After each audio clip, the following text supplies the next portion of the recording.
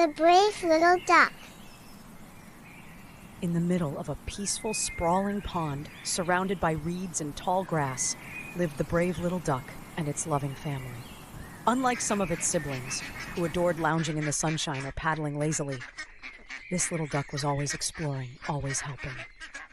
If a snail got stuck in some mud, the little duck was the first to lend a wing. If a butterfly lost its way, it would guide it home. Kindness wasn't just part of who the brave little duck was, it was its very essence. One fateful evening, as the sun dipped below the horizon, dark clouds began to gather.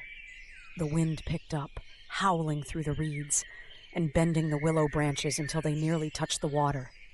The brave little duck's family huddled together as rain poured in torrents, making the once gentle pond churn with waves. The storm was fierce and unrelenting, and when it finally passed, it left devastation in its wake.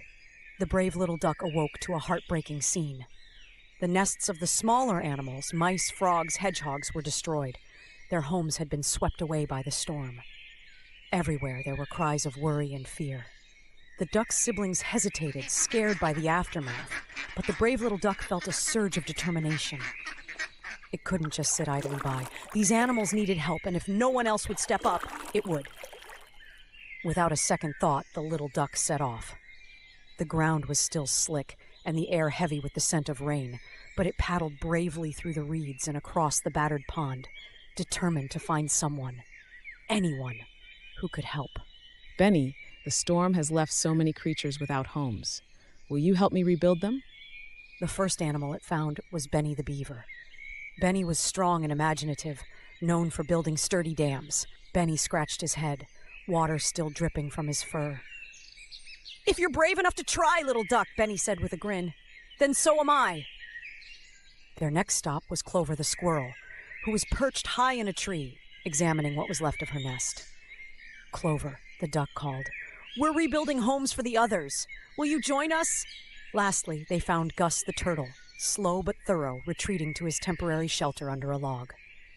"Gus," the duck urged, "we could use your wisdom. Will you help?" The turtle nodded slowly but surely. "I'll do what I can, little one. Let's get to work." Together, the little team set out, using every ounce of teamwork, creativity, and determination. Benny built the frames. Clover darted around, weaving leaves and gathering twigs.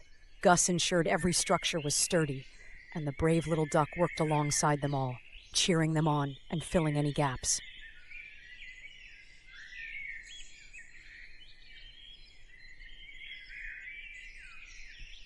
By the end of the day, small homes rose where there had been despair. The mice had a snug burrow. The frogs had a new pond edge hollow. Hedgehogs curled up in cozy shelters built from leaves and moss. Every animal had a safe place to rest again.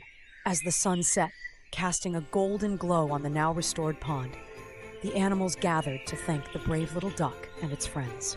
"You could have stayed safe with your own family," said one of the hedgehogs, "but instead you rebuilt ours. You are not just brave, you are a hero." The little duck didn't feel like a hero. It hadn't done it for praise, but because it couldn't imagine a world where kindness wasn't shared. Still, it felt a warm glow of pride as it looked at the new homes dotting the pond. From that day on, the pond wasn't just vast. It was a home, a true community, because one brave little duck had turned the tide of despair with courage, kindness, and teamwork.